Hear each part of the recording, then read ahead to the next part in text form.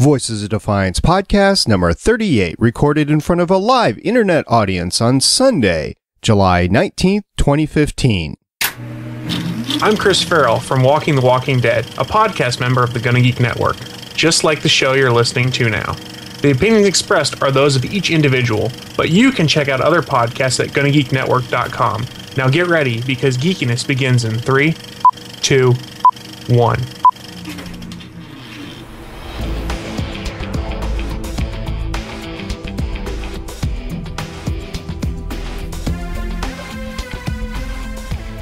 Welcome to Voices of Defiance. It's a podcast about sci-fi's television show Defiance and all of its universes to include, but not limited to, the video game. We're not experts, just a few fans like yourself that love the show and want to geek out about it.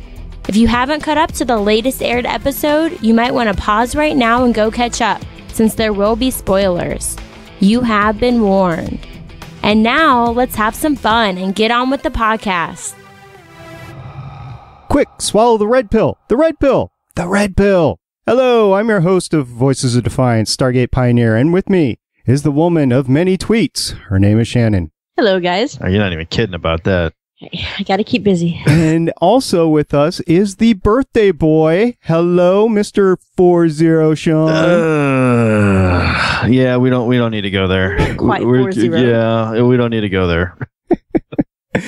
Hey, today we'll be talking about Season 3, Episode 7, The Beauty of Our Weapons. Just a reminder, you can catch us at GonnaGeek.com. Just go to the podcast page, find Voices of Defiance, and then the contact page is right there. You can find all the great ways to reach us, including our voicemail line, 612-888-ARC1 or 612-888-2751. Today, we do have a special treat for you. So if you're listening live, you can pump on your questions. We have the venerable, Mr. Radio in Defiance himself, Jesse Rath, with us. How's it going, sir? What's up, guys? Thanks for having me. It's a pleasure to have you on. And this season is pretty good. Your character has definitely developed really well this season. I'm really liking it. Yeah, it's a great season for my character, for sure. I think for everyone, too. This season, I think, is leagues ahead of our previous seasons, in my humble opinion. No, you're right. You're right. Definitely gone that way. So have you been kept up with are you current with the episodes? You know where we are right now? Oh, absolutely. You know, we're doing those live tweeting every week. So yeah, I watched it along with everyone else on Friday. Pretty great episode what do you guys think? Like, in terms of the rest of this season, how would you stack this episode up against the other episodes? Do you want to know because it's very Alak heavy? Well, I would say it's not. Like, I thought maybe the last two episodes were more of Alak, but, you know, I loved this last episode. There's a lot of licking going on this season. Oh, yeah. Yeah, there's definitely a lot of licking. That's not in the script. That's just us wanting to lick each other. I was wondering how many takes that takes. Yeah, did you guys notice in that scene when Nicole licks Jamie? They cut to like her reverse, and there's just like this like long saliva. Yes. You saw that. I thought it was my imagination. I'm like, well, maybe it's the wig she's wearing or something like that. I'm like, no, I backed that up 3 or 4 times. Nope, that's spit. You know what? That's not the last licking scene of the season. Yes. There's for sure more licking to come. You just made Sean's birthday. Thank you very much, Jesse.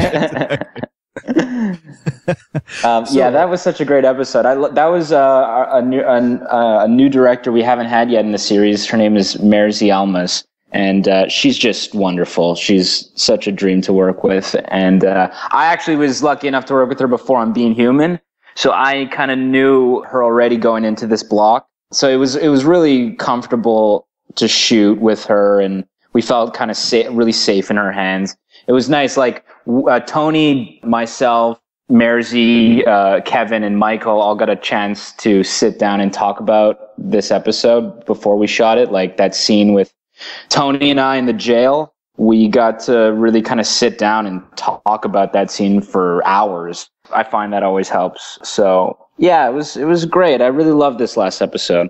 We loved it too. It's pretty emotional watching your dad up on the shaming rack. I know. But at this point, you're really like, yeah, he belongs there. Yeah, I thought this episode was kind of like Daytak and Alec kind of getting over it. You know what I mean? Like they were kind of coming to terms with their relationship and kind of resolving things in a sense, you know? Well, I think your dad is finally seeing that now, out of all the other seasons that we've had with Alec, your character's evolved, where you're no longer that scared little boy that had your wife protecting him from the hellbugs, that you're not scared of your dad anymore. I'm never going to live that down. Right? No, I was going to say, we have never given Alec we've given him no end of crap because I know. It's crazy how much people online seem to talk about my balls.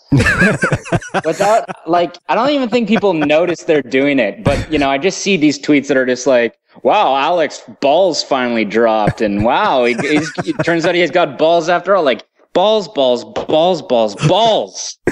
Well, if they're not purple, they're not really counted on this podcast. I was going to say, that's going to be a quote for the show. balls. That whole hell. All right, let me just address this hell bug thing. He's just going to clear the air. Let me clear the air. Explain the balls, sir. Explain them. This is a quote from the script, okay? Like word for word, this is what it says in the script for that scene. It goes, Alec falls on his ass. Okay? That wasn't me going like, wow, that was me following the script, okay? So it said I fell on my ass, and that's what I did. So I'm just doing my job, all right? But then you just sat there. You didn't do anything. Just like, in horror. There was no reaction. You just watched your future wife do what she has to do and protect you. Oh, you know what? She didn't really do anything. She picked up a torch. It's not like she killed herself. They attacked all the heavy. Just a small tiki torch, Small yeah, she's quick thinking, I don't know. It's scary. Have you ever not that I have ever seen a hellbug, but they had these cardboard cutout hellbugs that they were kind of dancing around on the set. But, I think I reacted, or Alec reacted, the same way any normal kid would have reacted. And I think that's the case with most of the situations that Alec gets in. He reacts the way any regular person who's not trying to save the town would react. Right. And that was the beauty of his character. He's kind of like this, just like a regular kid with these larger than life parents, and in this crazy world, he's just trying to lead a regular life, but keeps kind of getting thrown into these horrible situations. Yeah, he is, and you mentioned he's in an entire town full of larger than life characters. And look what Alec does. He is the son of basically the crime lords of the city, and his biggest aspirations are to be a radio DJ and forward music. I mean, that is very rare. That is very rare. He's the artistic one in a family full of psychopaths. In fact, a town full of psychopaths. Yeah, I think that's usually the case with any kid, though, growing up with successful parents and whatever. Your typical rebellious teen. I mean, you had the whole purple streak in your hair, and exactly. What the hell? He's trying to, find his own identity and marry the human girl. Yeah, exactly. It was everything the complete opposite of what his parents represent, I think. Which I think is a very normal human thing to do. And it's a plus that you're not as sneaky and devious as they are. That's always a good thing to not take away from your parents. Yeah, although I like to think that he's coming around, in this, not the last episode, but the one before, with the whole Nolan and the faking, he was going to kill me kind of scene. That was a great scene. That took some sort of, some thinking on Alec's part, I like to think. But see, I think that was a great episode for Alec in general because it brought you into your own. You turned against your parents. Yeah. You didn't follow along with them. They're like, Alec, shut up, quit talking now. So you're like, no, they blew up the arch. So, I mean, I think that was a turning point for your character. I definitely think that in this last episode, I think Daytak and Alec are on, not good terms, but they kind of understand. Here, I think Alec really respects the fact that Daytak is trying to kill himself on a shaming rack. I think, it's what Alec says at the end, he's talking to Luke and he says, it's such a weird way to introduce this kid to his grandfather because this is your grandfather, Daytak. About to die slowly. One day I'll help you understand how he was a deeply flawed man, but he was not without honor. And I love that line. And for another reason, I think it's kind of perfect. You know, like I always like to think that my character is kind of like I try to compare it to Star Wars in any way I can. And, you know, I got my hand burnt and he's like... He's a Skywalker. I got like this like lightsaber type thing. My son's name is Luke. And Come on, people. I don't go all the way by saying, Luke, I am your father. I say, Luke, this is your grandfather. But you really wanted to. The white Darth Vader of this town. Yeah. Well, speaking of Luke, have you held a baby before this season? Nope. I wondered about that. Why did it look like I didn't know how to hold a baby? For a couple episodes, it was like, God, I hope I don't drop this thing. Well, I thought that worked perfectly because my character, like, how would he know how to hold a baby? You know, like he doesn't know really. Exactly. He's like, what is he, 20? He has no idea. Exactly. So I thought that kind of worked out well. And then by the end of the season, in the show and in real life, I got more comfortable with the kid, but you know, I was throwing him around and passing him over. Passing him over and one-handing, holding him like a football. So, you know, I think it worked out well that in those first couple of episodes with me and Linda, like I have no idea how to hold him or what to do, and yeah. Dude, how was that working with Linda Hamilton? Oh my God, it was great. It was amazing. Like I was freaking out every second, but playing it off very cool. I had this whole master plan that she was gonna be in town while the new Terminator movie was premiering and that I was gonna go see the new Terminator movie. But that never ended up happening. But so I go to the movies. You want to come with? I know. I'm like, we'll just we'll hide you and sneak you in. No, but it was great. I was like talking to her about the trailer of the Terminator movie with her. It just kind of came up and I was just like, hey, have you seen the new Terminator trailer? And she's like, yeah, I saw it. And it's like they're doing exactly our old movie. And I was like, well, here's the theory. And I like explained like the theory of the new Terminator movie to Linda Hamilton. It was just like something I never thought I'd be doing. And then you step back and you're like, I just talked about Terminator with Linda Hamilton. Yeah. It's like explaining the new Star Wars trailer to George Lucas. Yeah, exactly. You know, okay, here's a funny story that has nothing to do with anything. I met George Lucas when I was about 15. So last month? Yeah, exactly. Oh, cold, man. I was in an Urban Outfitters of all places. Wow. And I was like looking, probably bought like a Star Wars shirt.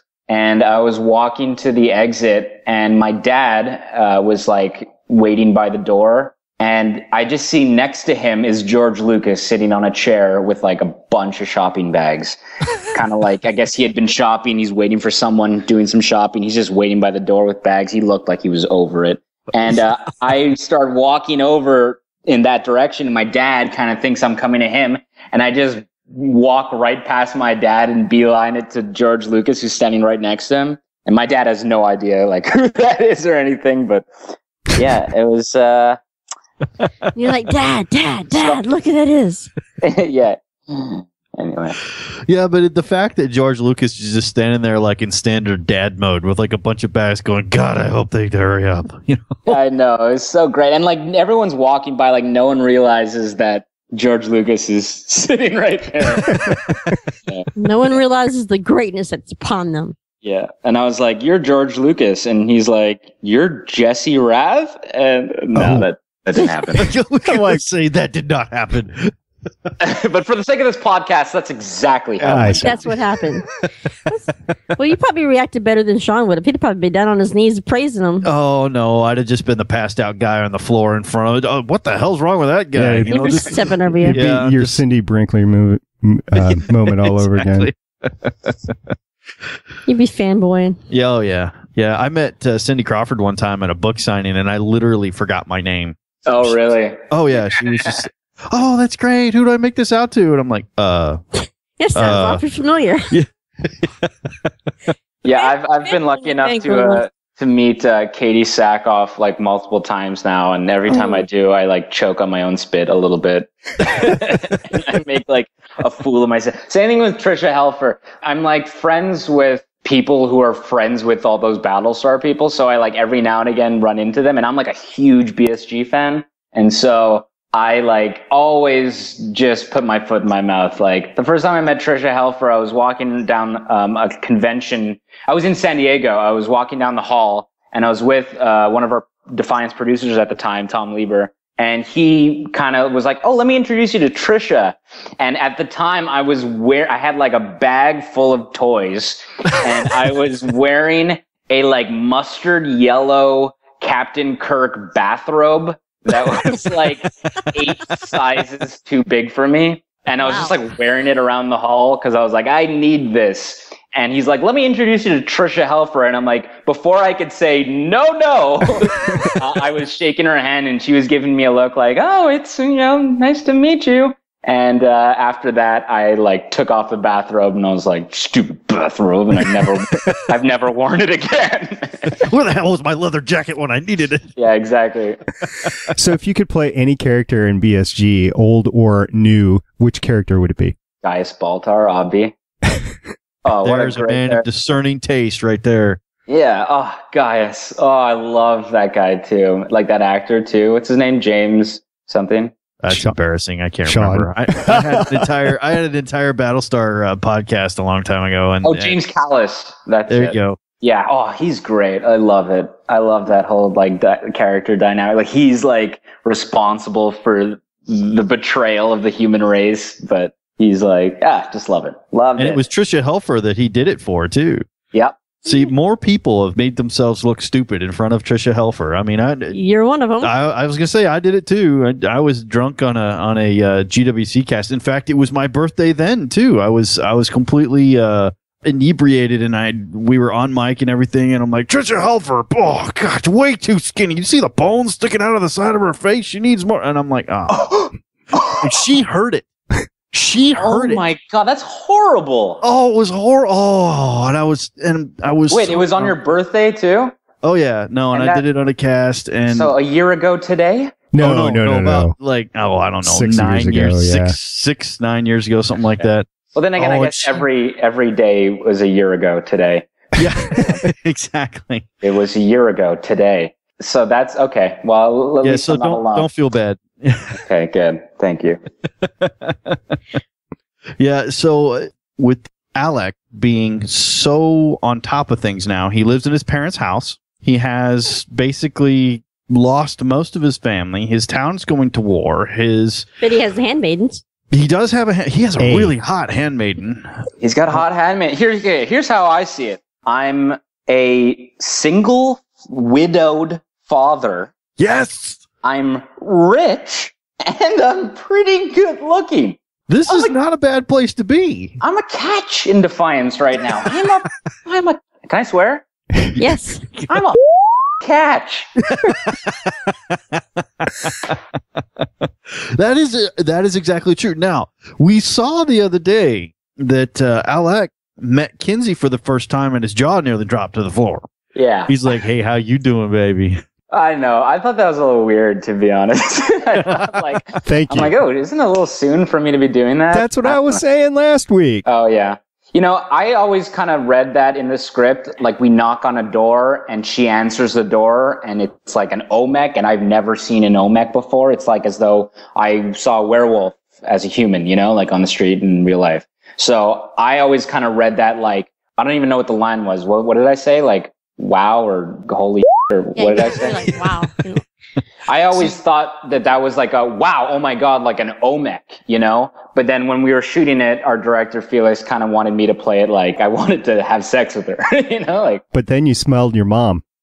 Yeah, oh my God, that whole day of shooting, I was just like, I smell my mommy. What a weird day on set. Hey, Suncast in the chat said, I'm not sure I would trust Andina. Yeah, she likes bad people, huh? She likes bad guys. Yeah, those are the fun ones. Do you consider yourself a bad guy or a good guy? I consider myself a good guy, but I've done bad things, but always like under duress, it would seem like it's because I had to. But I would say I'm like maybe one of the morally responsible characters on the show. Well, you want to be like Nolan. I don't think anybody wants to be like Nolan, man. The dude messed up his daughter. He's a great warrior, but man, personal issues abound with that dude. Well, the whole town has personal issues. The whole town does. Yeah, it's weird. I don't have like very great father or mother figures on this show. Between like, probably the best guy would be Rath, and he beat the crap out of me. Or true. Nolan. Maybe Nolan is the best like father figure at this point. He killed my best friend. Remember? Like, so this is like the cards I've been dealt, So yeah, what happened to that whole gang during the pilot and your bachelor party? You had a whole bunch of friends. They're all gone now. What happened to them? Oh yeah, it's true, huh?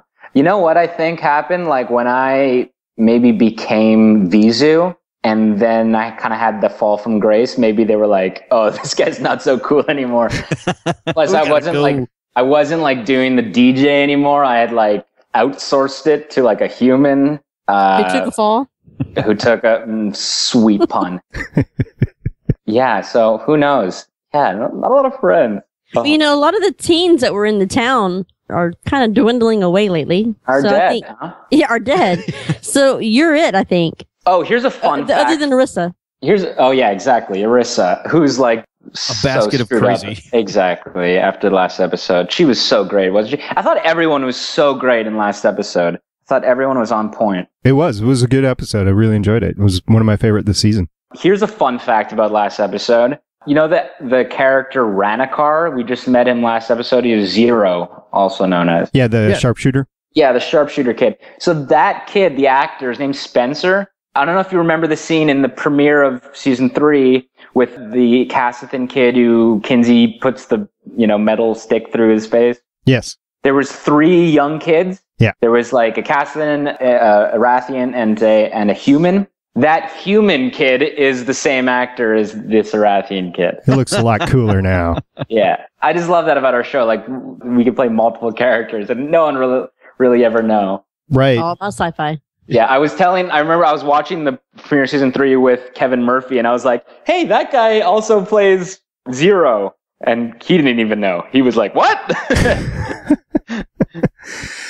Well, Tommy came back for a brief appearance in this episode. Was he actually on set? Did you see him again? Or? Oh, yeah. Yeah, he was there on set. Yeah, it was great. It was a shame that it was like so short-lived, but... He came back to die. It was nice. Again. Yeah, he came back to die again. It was super awesome having him back. As for that short time, even though it was short, it was short and sweet though. I love Duchesne. We all love Duchesne so much. Yeah, he's doing good. He's doing well. He's killing it. He's on the Strain now. He's on Killjoys. He's doing well.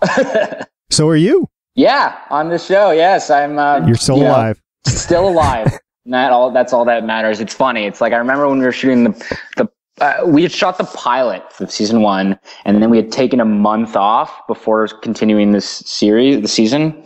And I just remember Justin, Duchesne, and myself all kind of standing around together being like, okay, we're all getting killed any second. Or like we'll be recast or something. We're all so paranoid. And I'm like the last one standing. It's really messed up. I thought I was going to die earlier this season. Honestly, so did we. Yeah, especially because I got a call from Kevin Murphy, and anyone of our cast knows that if you get like a call from Kevin Murphy, it probably means because you're gonna die. And like that's how it goes. Like you get a call from him, and it's like a couple months before the scripts come out, and he's like, "Listen, just want to give you a heads up, you're gonna die." So I got a call from like one of his assistants being like, "Hey, can you call Kevin Murphy back? He tried calling you or something." And I was like, "Oh no."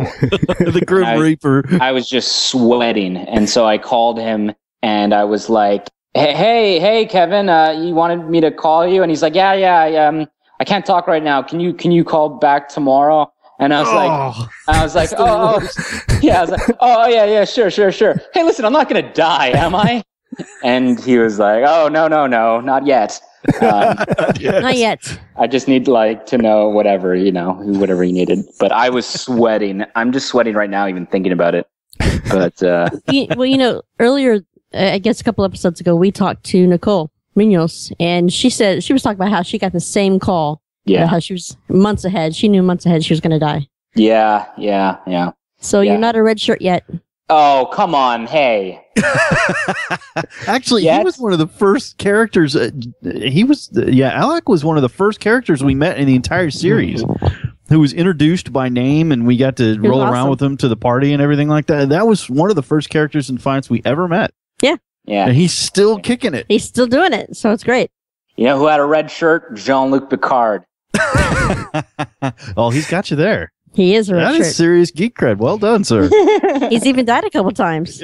And look what happened to him. Yeah. He's died a couple times? Well, you know, he destroyed half his own fleet Really? as Locutus. Yeah. Oh, as the Borg? Yeah. Oh, right. You had to bring him back. Yeah, and then he went insane, didn't he? Or Right, had he some went a kind of little- disease. Well, yeah. Then he had a whole separate life unto his own. Oh, yeah, that was a sick, with the flute and everything. I love that episode. It was a great series. Inner Light, I think, is the name of that That is episode. correct. That's one of my favorites. I actually, I've officially watched every episode of Next Gen this summer. I had finally completed it all. And, oh my God, the finale All is good probably things. like the best finale I've ever seen on television. Yeah, there's so it's many so- shows out there that just suck with their endings right now. Oh, that was epic, too. The TNG's ending was just incredible. Oh, it was so beautiful. Like those 3 timelines, and they all kind of intersect with each other.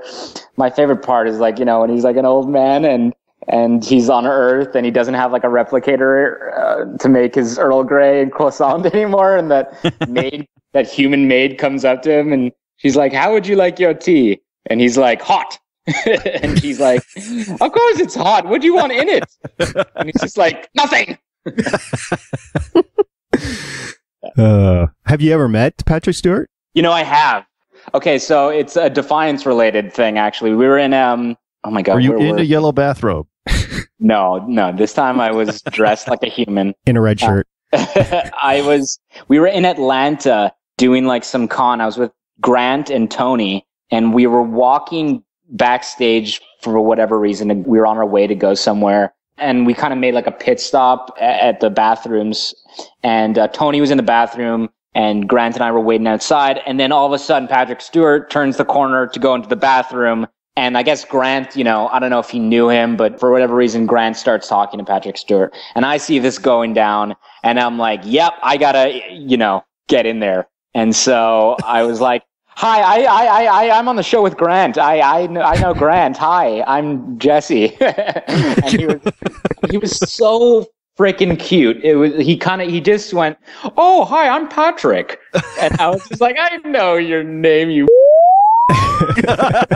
and it was so great. And then he went in. He was so sweet. And then he went into the bathroom. And then Tony came out and was just like, "Hey guys, you ready to go?" And I was like, "You realize who just was peeing next to you in the bathroom?" He's like, "Who?" And I'm like, "Jean-Luc Picard." And he was like, "Oh yeah." And well, it was Santa Claus taking a dump. Like, you know, like he didn't believe it at all. And I was like, "I swear to you, he was doing number 1. Okay, that was. I didn't see that coming. If that was a setup for that joke, I did not see that coming at all. It was a setup for that joke, but it doesn't mean it wasn't true, because that did happen. Let me just tell you that it's cool to hear you fanboy.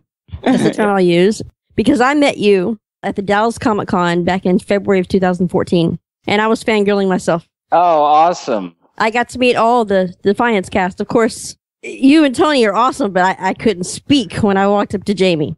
Oh, Yeah, Shannon's got this great picture of her and Jamie, and she's sitting there grinning like an idiot. And Like an idiot. and I'm like, "Oh, so what did you say? What did you do?" And Shannon's like, "Honestly, I kind of blacked out. I don't even remember doing it." I Saw a lot love of you. spots. Yeah.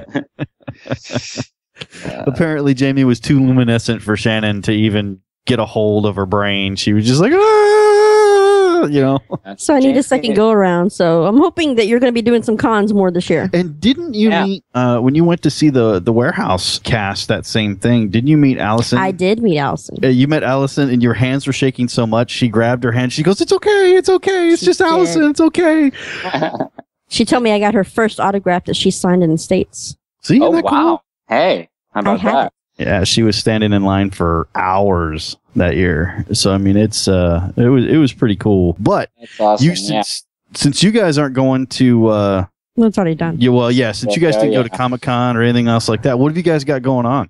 I think Tony and I think Tony's coming too. But I'm going to Baltimore Comic-Con. It's called Shore Leave. And then I'm going back to Dragon Con. Nice. Tony is coming to Dragon Con. I think Steph will be there too. Maybe Grant. I don't know. A bunch of us are going to Dragon Con, though, for sure. That'll be a fun panel. I mean, you're going to have a panel together? Or you just showing up? I would imagine, yeah, there'll probably be a couple panels. I mean, last Dragon Con, like, Grant and I did, like, a couple panels together, just the two of us. And, like, before that panel, we had never had a scene together. So it was like, we were like, what are we even going to talk about? Like, what's your name again? Grant? Jesse? But we had a blast doing those panels. Like, we just kind of talk about nothing and everything, and it's always a great time. And it always gets, like, inappropriate at some point. That's the best kind. Yeah, exactly. Well, I'm going to the New York Comic Con, so I'm really, really, really hoping there's someone from Defiance there. So we need some Defiance When is that panels. exactly? It's in October in New York. I think Yeah. The 8th through the 11th, I think, is when it is. That'd be cool. I've been there before, but only as, like, a fan. That's what's cool about all these conventions is that I was going to San Diego as a fan before Defiance, so it was very surreal. What did you do when you went there? Did you go to panels? Did you go on the floor? Did you just walk around the town? Well, I would go with my sister for like. Yeah, she was in Being Human too, wasn't she? Exactly. So I would just kind of tag along with her and get to do all the cool things that she was doing. But I'd watch her panel, but I would never like really wait in line to go see panels because the lines was just like I'd rather just kind of walk and roam the exhibit hall, and so that's what I would do. I would go online and search what the exclusive toys or comics were for the year, and I would try to hunt them down and. Friends of mine would have lists of things for me to get to for them. And so if you wanted to do that now and had to wear a costume to kind of cover up who you were, what costume? I don't think I'll ever need that because I already wear a costume. If I like walk around as like a human, people won't recognize me as Alec. Like I walk around as a human on set and people don't really know who I am.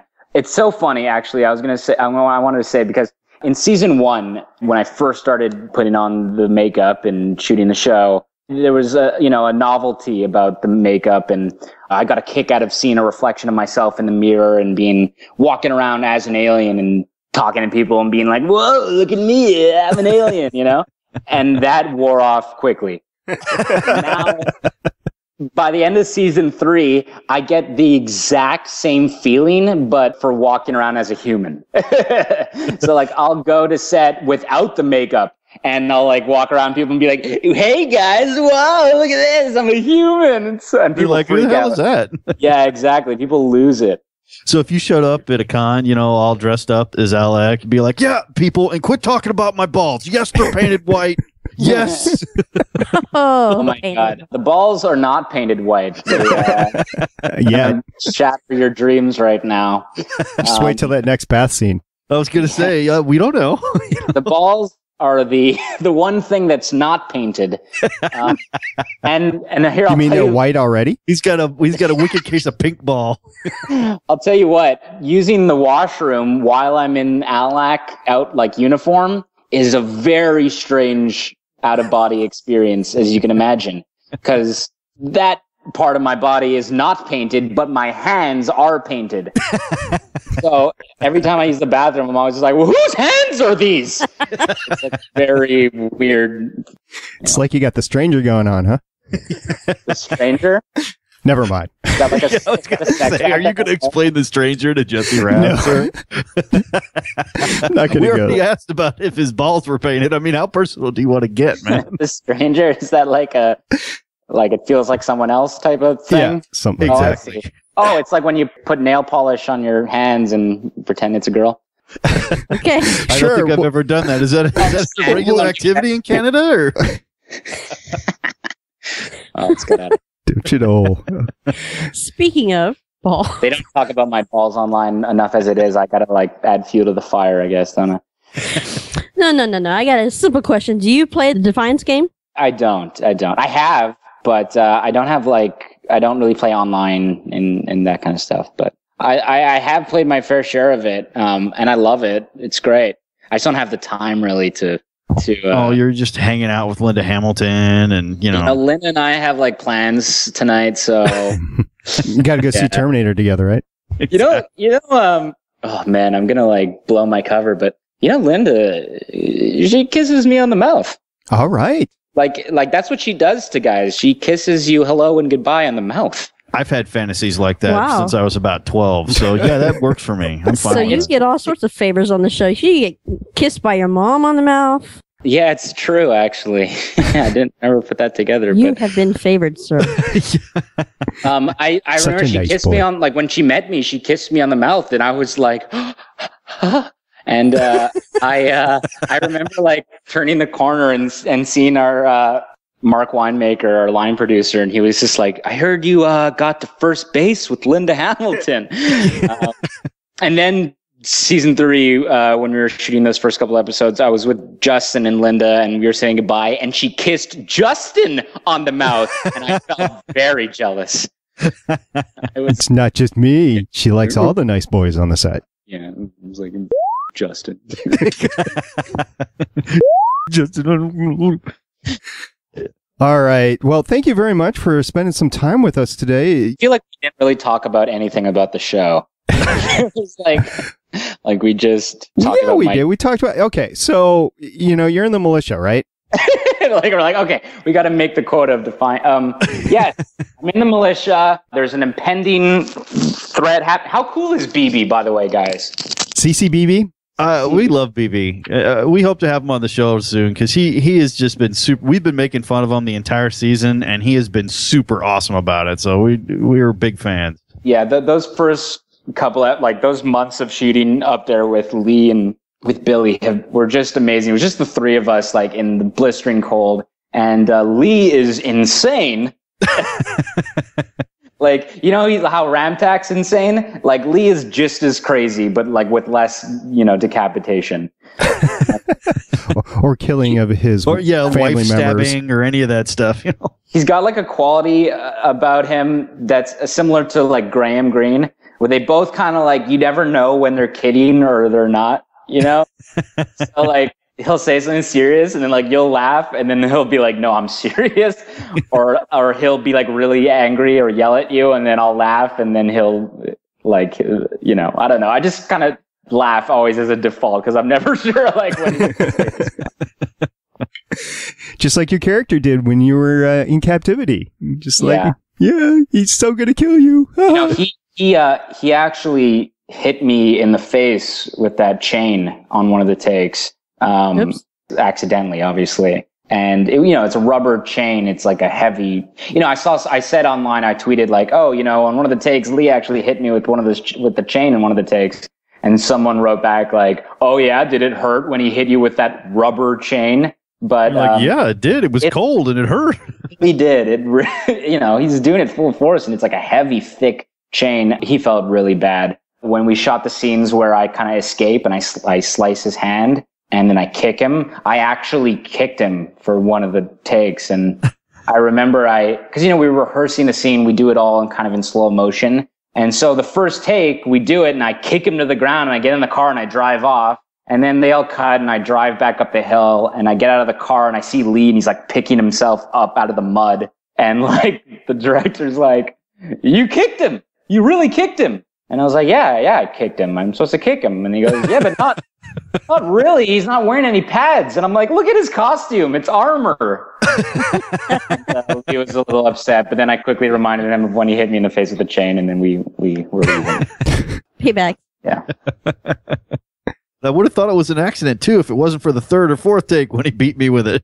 Yeah. Oh, man. But it was funny because on the take where he hit me, it wasn't even on me. It was on the camera was on his close-up. So it's like not even like you couldn't even see it. We couldn't even use that take where he actually hit me. But the camera guy, like one of our A-cam, Danielle, he ran up to me and was like, did he actually hit you in the face there? And I was like, yeah. And he's like, he's like, I saw it in his face. Like in his expression, he had swung the chain and then like he kind of made a face like, oh, like it actually hit him there. So anyway, spoils of war, as I say. Spoils of war at -30 or whatever it was. Yeah, brutal. And it's like, all I'm doing is sitting on a chair, but I can't tell you how hard it is to just sit on like a metal chair in the middle of that like winter tundra. That chair was freezing, and like the handcuffs, I'm like, this is like such first world problems though. I'm like, the chair I was sitting on was so cold, but it was really cold, guys. Really cold. I'm from Minnesota. I get it. It's cold. Oh yeah. Yeah, we're in Texas. That cold stuff's just kind of foreign to us. We're like, really? So you got to wear a jacket or something, or I was in Texas once and it snowed and it shut the whole state down for 6 days. No, it did. It's ridiculous. It does it every time, every year. Every year it snows once. And we have enough snow to make a footprint, and the entire city shuts down. Nobody goes anywhere. Everybody just huddles together. So they have nothing to say about this. Trust me. Yeah, well, we have no idea. In Montreal, it snows like crazy, even more than Toronto, and gets even colder. And we never shut down. I don't remember us ever having a snow day. I remember would talk to friends in other cities, and they would talk about like having snow days. You know, and what's that? I'd be a snow day. What do you mean? What is? You mean? Yeah. So. No school. That's what it means. Yeah. So thank you very much for your time. We really appreciate it. Hey, no problem. Do you have anything coming up other than the cons that you're going to? Yeah, I got a couple things in the works. It's still too early to really say anything. But yeah, I don't know. All I can say is, I'll be in Baltimore August 7th, and then I'm in Atlanta for Dragon Con, whenever that is in August. So yeah, it should be a lot of fun. Tune in for next episode. Next episode's another great episode. It's another Mersey episode. Yeah, it's a good one. I can't wait. Nicole was really pumping the rest of the second half of the season with us last week, so we're on pins and needles. Oh, there's some cool some great daytac stuff in this next episode. Do you know the name of this next episode? Yeah, it came out. It was, "My name is Daytac Tar, and I have come to kill you." Yeah. That's the title of the next episode? Yeah, which I thought was really interesting because, he's supposed to be Princess Bride type right there. It is. It's so funny because it's not what you think, like that. You'll like discover soon into the episode why the episode's called that. And it's like not what you think it is. You know what I mean? It's so funny. Like, I can't wait. It's a great Daytac episode. It's so great. Daytac has got Tony's got so much Cassethan to speak this season more than any other season. He does so well. Next episode, he's got a whole bunch of Cassethan to speak. And it's so funny. While we were shooting, at least once a month, I would get a phone call from Tony of him just having a complete like breakdown of him just being like, I don't know how I'm going to do it. Like, there's so much. I can't memorize it all. There's no way I could do it. I'm going to call David J. Peterson. I'm going to ask him to like tone down all the Cassethan. I can't do it. There's no way I can do it. I'm going to tell them no. And I kind of have to like talk him off the ledge a bit. I got to be like, look, if anyone can do it, it's you. You can do it. I believe in you. And so you were Van Gogh's doctor. Yes. Awesome. Mm-hmm. Well, how long does it take you to learn your lines in the Cassethan? Well, I luckily don't have as much as Tony and Jamie to say. Last episode I did. I had the whole Luko jiksa bonwereria taro de taxa ushaksa irin jeveni subso tambu mevavado mangondo afamiapsa achandoshira koro hijivi wakano kanwa, which is like the longest sentence I've ever had. And you remember it. I can never forget it. It's there forever. The only way I could survived it was to permanently emblazon it in my brain. Exactly. It takes about a week. I just say it over and over again, and I kind of like make it into a song or whatever you got to do to learn it. Yeah, it was a great line too. I love that line. That whole shaming rack scene. It was great. Well, we're really enjoying Alak on this season, so it's great to see how he's transformed, and it's just such a pleasure to talk to you, and we really appreciate your time. Thank you so much, guys. It was a pleasure. Yep. You have been awesome, sir. Yes, thank you. All right, guys. You take care. You too, Jesse. Bye. Wow. What a incredibly humble and cool dude. And as much as we give him crap about his balls and everything, I mean, rolled with everything. So that was well done. Props to Jesse. He's going to go far in the Sci-Fi Channel, hopefully, or wherever he ends up. God, I hope so. Whatever he's doing. Yeah, I hope he does. I'd like to see him on Agent Carter. I think that would be good. You still got to watch the rest of that. Yes, you do. I just finished it last night, actually. Oh, you did? Did you like it? Yes, I do. Awesome. Like it is not a strong enough word. Well, if you've liked that, you should definitely check out Ant-Man. If you haven't seen that yet, go see it. You will. I will spoil something. There is a little bit of Haley. Cameo, right? Yep. There is some Haley in there. All right. So get back to the episode. It was, we talked a lot about it, but it was a good episode. The whole Berlin leaving thing, I was like, really? Maybe she's doing it to like go get reinforcements and she'll be back, but I don't know. That was not cool. I didn't expect her to leave like that. Just turned on a dime. It's like, I don't want to be scared anymore. And she left. Like, well, VC are going to be. Yeah. I was very disappointed, actually, in Berlin for that. She is the lawkeeper. The lawkeeper's job, your entire job is to shepherd the city or the town to marshal defenses to withstand this kind of danger. And here she is like, I met a guy, I gotta go.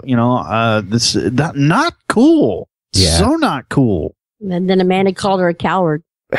Yeah, she did. And I knew it was over with then, but then Nolan gave his Independence Day speech, right? Which I call any motivational speech in TV and movies nowadays. Independence Day is the movie, Bill Pullman. It's a great speech, which means absolutely nothing, by the way, if you actually listen to it, but you come out of it feeling like, yeah, let's go get him. So, yay! Yeah, he said nothing, really. Yeah, it's just like defiance at the end. Okay. So I call it his Independence Day speech. And then she's like, yeah, let's go. I want to get out of here. Any second thoughts? Nope. Just run. I'm hoping that this was a ploy and that she is like going to get more fighters. And I like trying to find out what his actual scheme really is, and will show up later on having subverted some kind of more terrible disaster that this dude planned. I'm hoping that's what it is, because that's the Berlin that I think we've known. But man, I don't know if this was her out. That was such a bad out for her character. Oh, it's terrible. Terrible. I don't think we've seen the last of her. I hope not. I'm hoping that she's gone out and she's going to convince him to bring more guns and find more people. I don't know. I'm hoping that isn't the. They don't have much time. I mean, because you've got Little Wolf out there crying, shooting Tommy in her head. That was such a hard scene to watch. The emotions that Stephanie had to do for that scene, and knowing that Deshane came back just to be shot and killed. So, I mean, that was probably a very emotional time for them on the set, but it was hard to watch. Yeah, I didn't care about the set. I was more worried about the storyline, and that one was difficult to watch. It was, for that. I will argue that Stephanie Leonidas has probably done the best acting in the entire series. The swings her character has had to go through. No argument. Yeah. No, I'm not. She's done great this season. Although Stom is doing pretty good in her little flash dance off the shoulder 80s wear in Kinsey's lair. Here, let me give you a bath. I want to clean the meat before I start eating it. Did you hear her purr? I did. I heard her purr. It was like a growl purr. It wasn't really a purr. It was like a big kitty. I'm like, I knew she could purr. Oh, that was great. I think this was the best Kinsey episode to date, too. Oh, it was so great. But you know how, like, in the previous episode, I'm like, it's weird seeing Doc Yule be scared. It's weird seeing Stama be so shaken Abject up. terror. So shaken up by, She's just like, I'll leave. I'll be no trouble. I'm out of here. I'd rather go taste the horde that wants to kill me and is currently shame-racking my husband. That is preferable to sitting here with you. Did you get the Matrix feel, by the way, with the whole pill and going up to the ship? A little bit. Yeah, just a little bit there. Shannon's like, she's in space now. I'm like, no, Shannon, think about that. Logically, that she's won't work. She's not in space. She's just... It's some kind of VR or some kind of, digital presence type thing where consciousness is transferred, or she's dreaming, whatever. I don't know. She could literally be up there, because it could have been some sort of transportation, because they have no way to get back up to the ship, right? They could. I don't think she's there. It's alien technology, man. Well, yeah, if they could do it, then how come they're not going back into space? I mean, if you could transport by swallowing pills, I think that they would have probably done that. Maybe they do stuck, every day. Well, he says he doesn't. Why would he be telling her, oh, look, our ship almost has enough fuel to make it back up there, and all that kind of stuff. So I don't know. I think it's a kind of a VR type thing, although the way she shoved it down her throat was hot. She's like, you can't make me eat it. And I'm like, oh, yes, you can. Do it, Kinsey. Do it, Kinsey. Do it, Kinsey. Do it, Kinsey. And then she's... Did you see the look she did on her face? Oh, they both did great. Wait till Tevkin comes home. What did you do with my toy? Where's my vibrator? Kinsey, where's my vibrator? I'm not kidding. Where is it, Kinsey? I gave it to Stama. Where is it, Stama? I swallowed it. What? Come get it.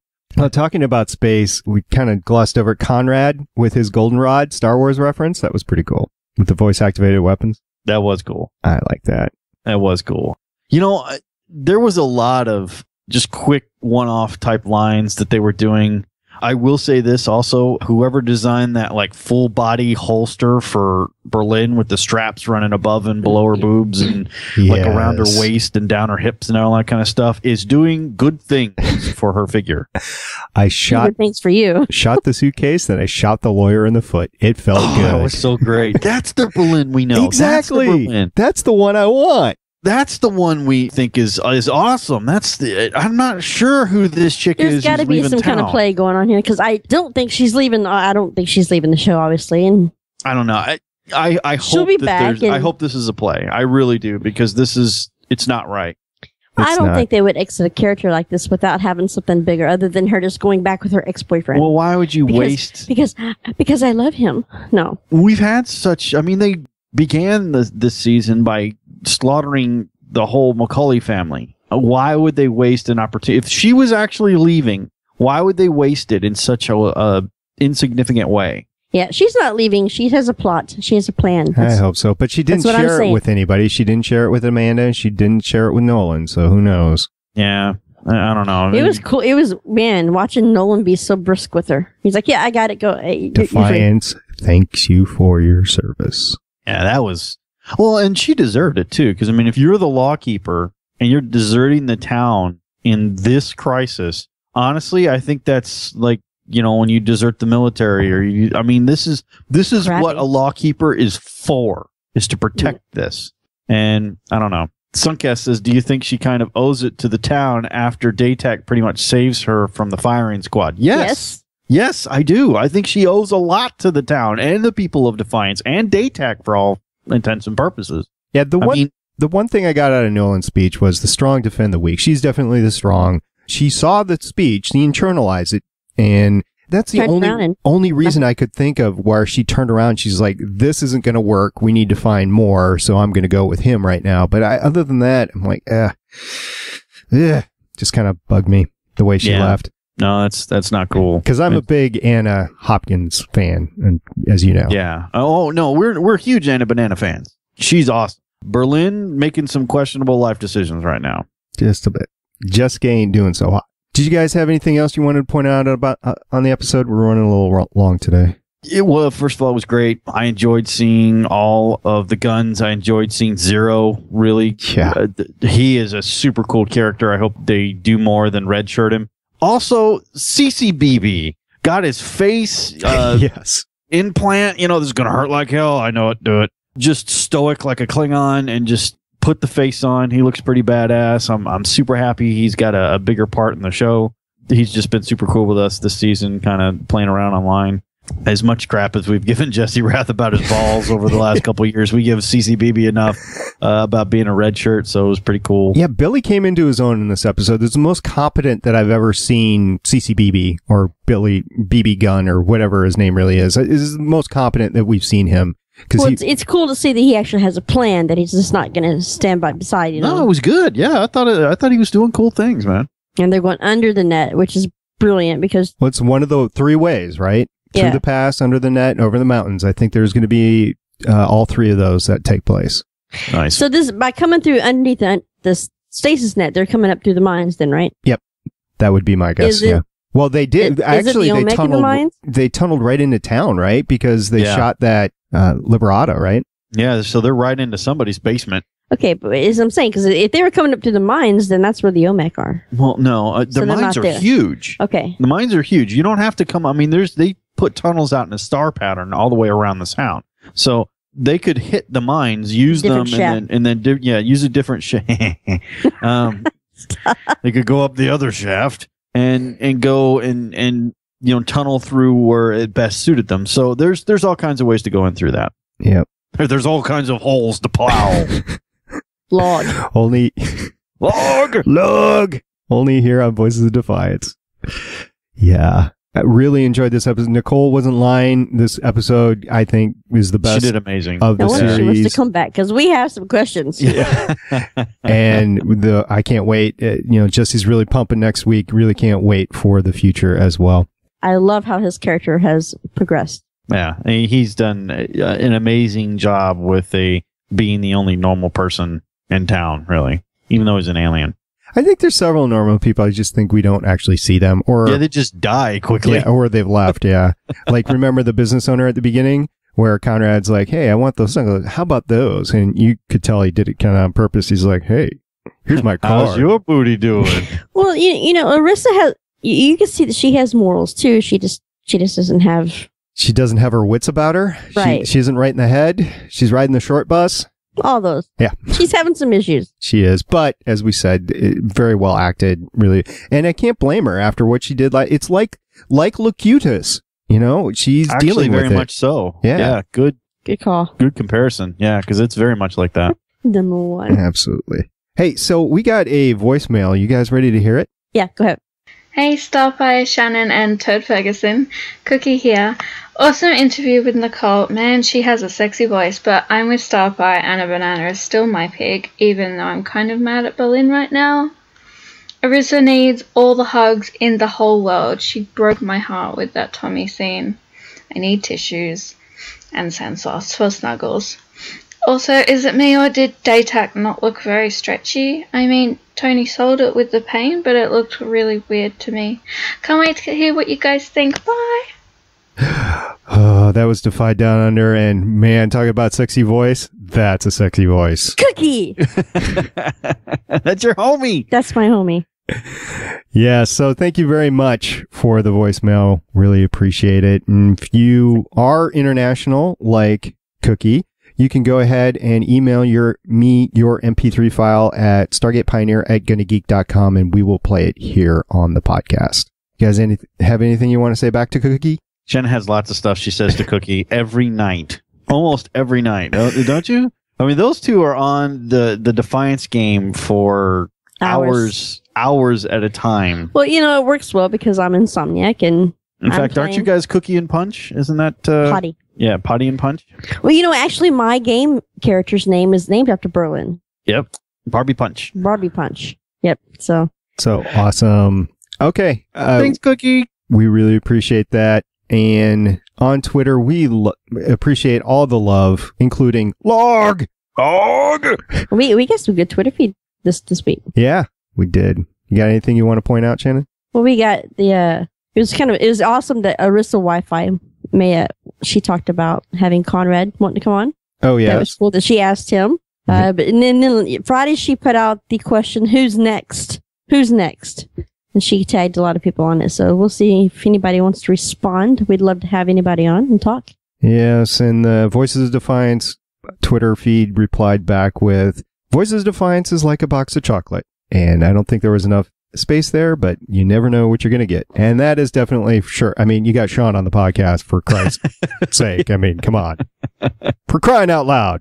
Yeah, I'm the Joker in the deck. And then you had Carolyn who said, Log. That's all directed towards you, Sean. And log to you, ma'am. We had some interplay as we talked about before with Billy. So CCBB himself. He's going with the CCBB, even after that BB gun thing. It's CCBB. What? That's sort of like what your parents named you versus what you go by. And I always, like, when somebody says, yeah, my name is, whatever, but call me this, I always call them that because that's what the person wants to be named. You know what I mean? Yeah. So if he says his name is CCBB, his name is freaking CCBB. And that's, as far as I'm concerned, that's what it is. There you go. Everyone else can suck it.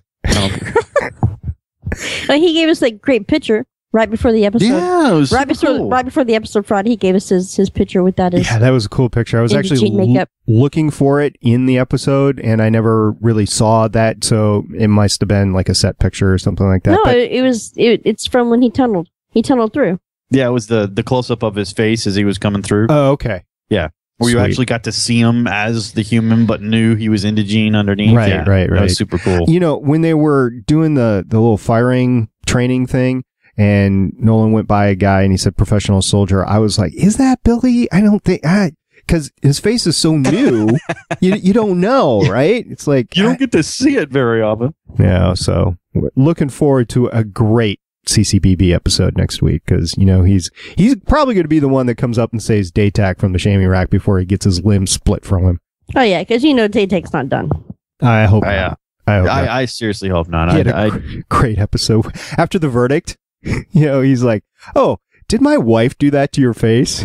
That was freaking awesome. That was awesome.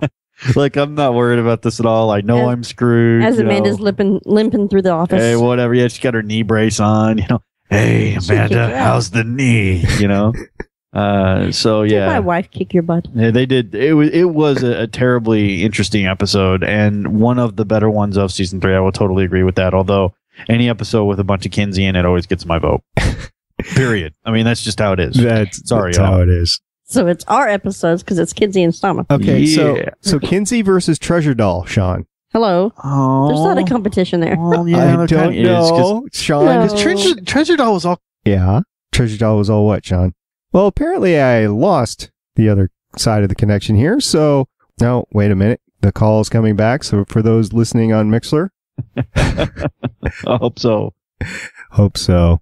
All right. So that's it for this week of Voices of Defiance. You can catch us back here Sunday morning, 11 a.m. Eastern, 10 a.m. Central. We will be talking about the next episode. You heard us talk about the name before with Jesse. My name is Daytak Tar, and I have come to kill you. So can't wait to figure out what that is. So you guys have any last words for the crowd? No, I think we covered a lot. All I can say is this. Uh-oh. Yeah, you asked the wrong question. Yes, I did. Remember when you watch Defiance, remember when you look at Alec, his sack is pink. That's not. I don't think that's how you want to be remembered for talking to us. You're going to nickname Jesse Pink Sack now? I think we've been mean enough to poor Alec, man. Alec is. He said he's not a white sack, so. He said he's not a white sack. Yeah. How does it? He gets away with. Well, because I know he came on the podcast. He just has to show everything like Jamie does. Because he came on the podcast and he told us. Yeah, Kinsey was saying that she had to take off all her stuff and go to her Olmec happy place, right? That's what she told us. Because they want to see the girls instead of the guys. I do too. Yes, I think the only time we saw. I bet you the only time you see Daytak get painted is when he was stepping into the tub because he was full. I don't know. I think there's probably a bunch of women lining up to paint Tony. I'm sure. I'm just saying that dude's all little bitty brushes over the world. Yeah, little bitty brushes. That dude's pretty smooth. So if you want to talk about how much you want to paint Tony, you can go to our website, GonnaGeek.com, go to the forums, and write in how you want to do in this episode with Tony or Jamie or Berlin or anybody. Sack painter. There you go. Go ahead, give us a voicemail. We really appreciate the voicemail this week. Libby, 612-888-ARC1 or 612-888-2751. Well, that's it for this week of Voices of Defiance. We're looking forward to the episode on Friday. And with that, I'm going to sign out. This is Stargate Pioneer and handing it over to Sean for his birthday wishes. I already got it. It's Kinsey. Licking. That's good. Thanks for listening to Voices of Defiance. If you want to get in touch with us, you can catch us on Twitter at VoicesODefiance. Email us at feedback@voicesofdefiance.com. Go to our Facebook page, facebook.com/voicesofdefiance. Swing by our website, www.voicesofdefiance.com, or send us a voicemail on area code 612-888-ARC1. That's 612-888-2751. This podcast is not affiliated with Sci-Fi, the television show Defiance, or the Trion video game Defiance. Music titled after the Apocalypse by Schnee Schnook and Rocket Easy by Sound Rogue can be found on pond5.com. Catch you next time, and watch out for those hellbugs.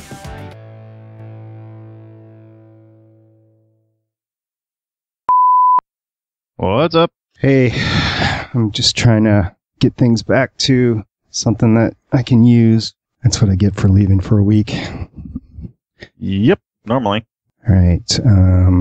We will not have a separate track for Jesse. I have no idea what was not working, but my second Skype was not working. And then the primary didn't work either, so. How's your birthday? Pretty good. Pretty good. Not too bad, you know. Didn't feel too old. Yeah, that'll change. Did you do anything fun? For the actual birthday, you know, it was just normal stuff because I was on daddy duty. But yesterday we dropped the kids off and went and had a good meal and then kicked around for a little while and, you know, sans children. It was pretty tight. Sans children. Are you still without children? Oh, good God, no. We're never that lucky. We are experiencing some severe radio difficulties. I think it has something to do with the arch blowing up. Yeah, that's exactly it. You know, I'm not at the helm anymore, and so they just find another, you know, dyed-haired. It literally falls apart without you. Yeah, quite literally. Unfortunately, our YouTube crapped out because my computer was going through an update for some reason. Once the Windows update says it's going to happen, then all the audio drivers crap out for some reason. I don't know why, but they do. And that happened on both my laptops today. That's why we couldn't multi-track Jesse. So That's all good. yeah, I know. I mean, it worked, but I'm literally now patched everything together, and I really got. Well, you got part of the answer to that in the box today. So Yep. you know, I'll be hooking that up tomorrow. man, we went to our Guitar Center here recently or yesterday. Oh, when we were messing around, and holy crap, do they have a lot of podcasting gear? I mean, just Really? tons and tons. I Yeah. wish you would have taken a picture because I would have loved to see that because it's not available up here. And so you would think that they would have more of a podcast selection at Guitar Center, but they do not. They had a whole rack, a whole case full. Shannon was over there drilling, going, "Baby, come here, look at these." You know, they had a whole rack full of podcasting mics, not like you know, band mics or anything. What like was that mic that I liked? It was like a 40 style. Yeah, it was radio- the 40 oh. style SM7B. Oh, it was awesome. That's not a 7B. That's a Sennheiser. It's like a $200 version. No, it wasn't a Sennheiser. It was a Shure. Oh yeah, okay. Yeah, no, it was nice. You know, I, just because I like the 40 stuff. He said it was a promo. They don't have that many, and they're only going to make about 300 of them, and it was $400, but yeah, it was nice. it was cool. Was it all was nice. chromed out or? No, it was like brushed chrome. Nice. Yeah, it was pretty cool. Red. It had red felt in it, or fuzz foam, whatever inside it. So nice. it looked It pretty looks tight, like but no, you'd you have can't in have it. in a 40s radio But they had, show. he said it was like a signature edition that they were doing, and they didn't have, like, every store got like 2 of them, you know. They had a whole room full of mixers, a whole room, a whole case full of podcasting mics. Audio Technica was well represented.